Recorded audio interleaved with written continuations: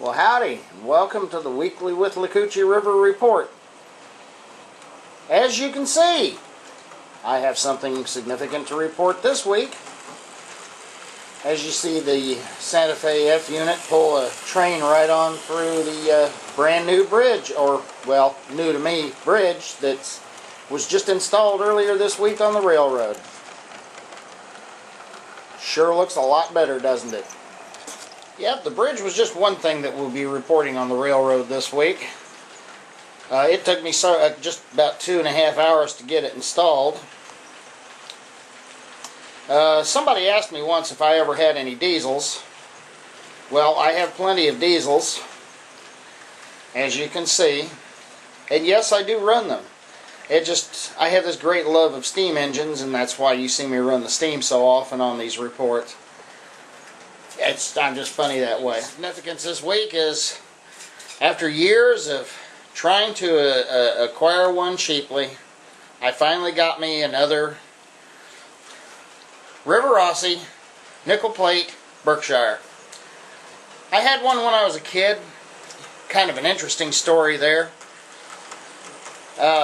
Brand new engine. I begged Dad for one for months, and when he finally got me one, you know, it's second or third trip around the layout, because I didn't have a big layout when I was a kid. Second or third trip around the layout, the curves were just a little sharp for it, and it took a nice little dive to the concrete floor. Yeah, Dad was not a happy camper when he found out. I ended up acquiring another Dreyfuss Hudson, so now I've got two of them. I guess one of them belongs to the wife, and one of them belongs to me now. I finally also got the passenger cars to go with them. These engines I don't very often run on the railroad, except maybe to just give them a little run time, you know, keep them limber and everything, so that when I take them to the club layout and run them there, they run fine. Back to the Berkshire, it had a little bit of a difficulty this week. I was told it had gear lock. When it arrived, there was no gear lock. It was more of electrical pickup problems, and I got past that issue a little bit, and then found that the crank pin came out of the number 2 driver on the engineer's side there, and of course I had to spend about 15 minutes looking for that on the floor in this room. But I did find it, and I did get it all back together, and after the valve gear issues, she actually does run pretty good now. I think I need to add weight to the tenders on these Withlacoochee engines, because they just really don't measure up when it comes to the weight. I added a few more buildings to the layout. I've got the Walters Cornerstone Series Merchants Row 2. We've got the train passing through town now. I really like that building. I like that series of buildings. That's a takeoff of the old Magnuson Models Merchants Row series from years ago. They really are beautiful buildings. I will get curtains and interior photos in it to give it a certain look. As you can see, Dana's Railroad Supply is now on the railroad. I also added a couple of structures from City Classics. That gas station's got to be one of my favorites. It's a beautifully done model kit. And got a 55 Chevy sitting there getting fueled up. And then the supermarket. I mean, that looks so typical of the supermarkets that, you know, I went to as a child in the late 50s, early 60s, before the really super duper duper supermarkets really started to come into play.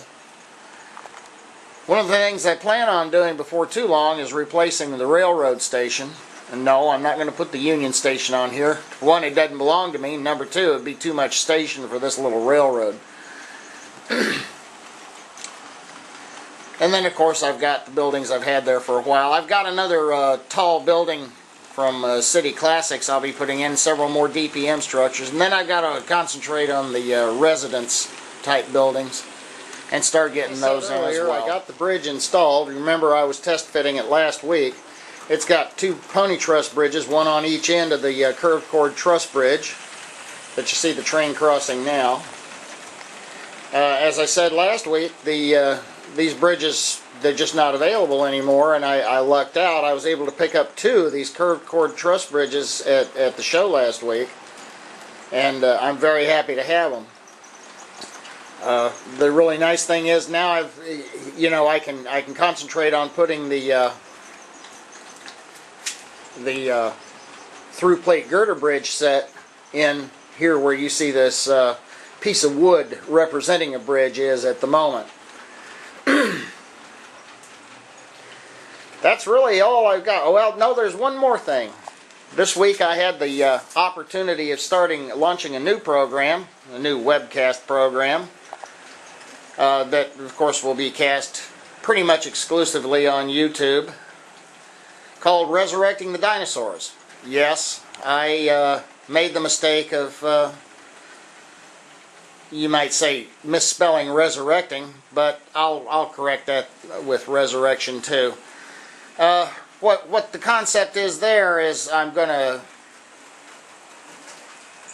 film certain repairs and simple fixes on locomotives and stuff, and rolling stock and things of that nature, and maybe even show you a few extras like how to paint a structure or something.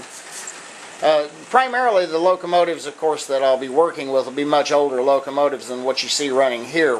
Here I've got an Intermountain F7 and a Proto 2000 GP7 pulling this train.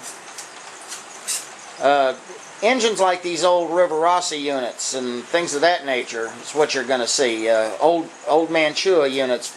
I've got a Pemco 482 Mountain that's about to be converted to a 462 Pacific, utilizing a Mantua chassis, a Bachmann tender, and of course the Pemco boiler shell and pilot, and of course the pilot and trailing trucks. Well, that's another week gone by on the Withlacoochee River Railway. Until next time, happy railroading.